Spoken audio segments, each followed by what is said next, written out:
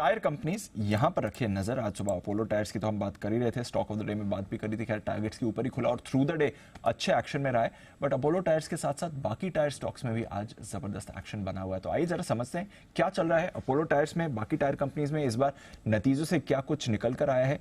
कुशल है हमारे साथ तैयार बताने के लिए। कुशल बताइए, तो जबरदस्त परफॉर्मेंस आ रही है यहाँ पर।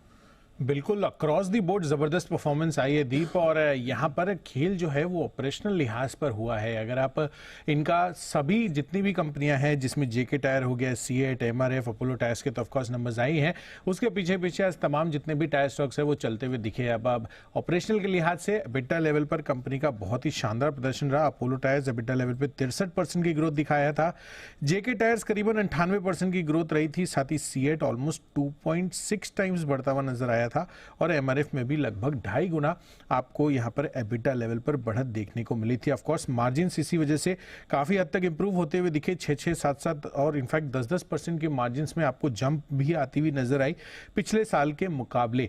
अब ऑपरेशनल लिहाज से इतनी बढ़िया परफॉर्मेंस क्यों आई, इसके कारण मैं बताता हूं। सबसे पहला कारण तो यह है कि अगर पिछले साल की औसतन कच्चे तेल की कीमत देखेंगे तो वो $97 के आसपास थी, और इस बारी ये जो दूसरी तिमाही थी ये $86 के पास आती हुई दिखी थी, यानी कि 12-13% की गिरावट वहां पर आती हुई नजर आई। Cost of material as a percentage of revenue यहां पर भी बड़ी गिरावट थी पिछले साल के मुकाबले। अगर आप चारों ही कंपनियों को देखेंगे तो Apollo Tyres 52% cost of material as a percentage of revenue पिछले साल थी, 42% इस बारी आई है। जेके टायर 56% वर्सेस 64%, यही नहीं सीएट 57% वर्सेस 69%, तो यहां पर बड़ा गैप आपको सीएट के लिहाज से दिखा था, और एमआरएफ में भी 61% as a percentage of revenue cost of material का आता हुआ नजर आया था 72% के मुकाबले।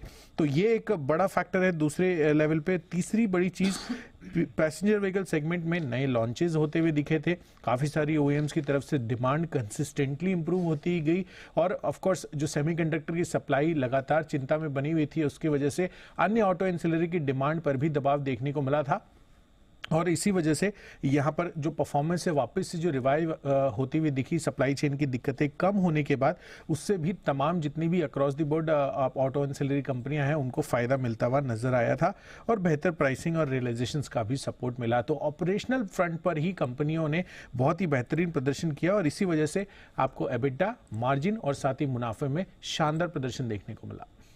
ओके, तो ये है आपके लिए टायर स्टॉक्स पर जबरदस्त एक्शन आ रहा है, और अपोलो टायर्स तो आपको अच्छा मूव कर ही रहे हैं। बालकृष्ण इंडस्ट्रीज, इस पर भी रखिए नजर। सुबह इस काउंटर के बारे में बात भी हो रही थी, वागले साहब की तरफ से खरीदारी की भी राय आई थी। देखते हैं कैसा मूव आएगा। सचिन जी, कोई टायर स्टॉक जो आपके भी रेडार पर हो, जबरदस्त एक्शन दिखा रहे हैं इस समय ये पूरी स्पेस? दीपांशु, इनफैक्ट 390 के जोन में हमने इसे रेकमेंड किया था, 410 का लक्ष्य था, वो ऑलमोस्ट यहाँ पर हासिल हुआ है। बट इमीडिएट बेसिस में मुझे लग रहा है थोड़ा सा यहाँ पर मुनाफा बांध देना चाहिए। ओवरऑल अगर ये पूरी स्पेस को देखें तो यहाँ पर परफॉर्मेंस सिर्फ अपोलो टायर की ही काफ़ी कंसिस्टेंट रही है।